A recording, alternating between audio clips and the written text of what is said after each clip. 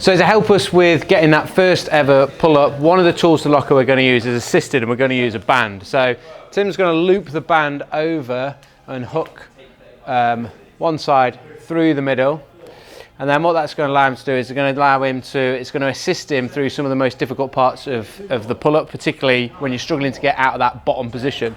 So when the band's at its longest, it's going to help you the most. He's going to pull it down, he's going to put both feet in it. One thing I really like about the band is you've got to keep a nice straight line, so it's going to help teach you to stay in your straight body alignment. So bum is going to be on and core is going to be on to control that. He's then going to either step on a box, or Tim's happy, so he's going to jump up. And then what he's going to do is stop his swing, and then see the band, he's going to stay in a nice straight line, bum's on, core's on. And when he does that, he gets a little bit of separation away from the band. The band shouldn't be smashing you in the face. Yeah.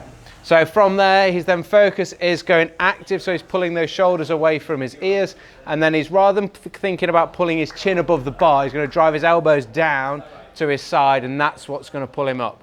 Okay, you can choose a band that's going to help you to do maybe like 2, 3, 4, 5 reps. When we're working here, we're working on our maximal strength. We don't have to worry about doing 10 when we're just trying to build up to eventually be able to do 1. So we're going to stick in those lower rep ranges. So another tool we can use from the locker to help us gain enough strength for that first pull-up is eccentrics, where we're going to lower under control, minimum of 5 seconds on our lowering phase of our pull-up, and we can produce more force in this lowering or eccentric phase than we can in the concentric, so we can build strength through the full range. It's really important we do go through that entire range, and then eventually we're going to be able to build up to being able to gain enough strength to pull ourselves back up as well. So Tim's going to set himself up with the box so he can jump to the top, not having to worry about pulling himself up. He's going to then stop himself with the chin above the bar, shoulders back, elbows close to his body, and then under a 5 count, he's going to lower himself down. So he jumps to the top, kills it with his chin above the bar, keeps his body in that straight line, then he's going to slowly lower 2, 3, 4, 5, making sure we get that full range, arms locked out, and even controlling out of that active position.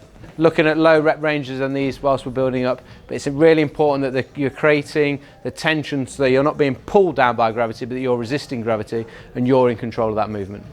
So those eccentrics can be difficult when you're first starting out, so what you can do is combine it with the banded assisted exercise. But you're going to use a thinner band here. Tim's got a nice thin red one, and that way it's going to help you a little bit with that control. So like we said, in that eccentric, it's really important that you're in control of that lower motion. So he jumps to the top, he holds himself there before he gets that nice slow lower over at least 5 seconds on the way down, the band just giving you a little bit of help with that.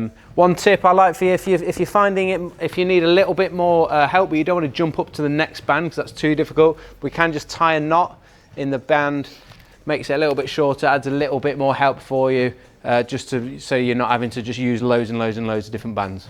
What we find with a lot of people is in their pull-ups, once we can start to build up enough strength to get ourselves going out of that bottom position, we tend to get a sticking point halfway or 3/4 or 2/3 of the way up, as Tim's demonstrating there for us. Thanks, Tim. So isometric is the final tool that we can use, where we're going to spend a bit of time. Isometric, which means we're going to be stationary or static hold, and we're going to create tension in that position that we can't quite get out of yet, and that's going to help build us up that strength to get through that sticking point. So for this, it's going to start like the eccentric, and Tim's going to use a box. He's going to jump up to the top, then he's going to lower into that sticking point, or just ever so slightly above that sticking point where he can hold it. Again, the time under tension is key here. We need at least a minimum of 5 seconds, if not building up to 10 in that static position. So he jumps up and then holds himself in that static position for 5-10 seconds, and then he's going to relax. Okay, that's just building a strength in that static position. And what we know is that we actually, even though we're in that static position, you're going to build strength there, we actually build strength a little bit either side of that static position, so eventually we can build up enough strength to do our nice full pull-ups, and one day you're then making them look easy like Tim does. Give them a go. Need any help?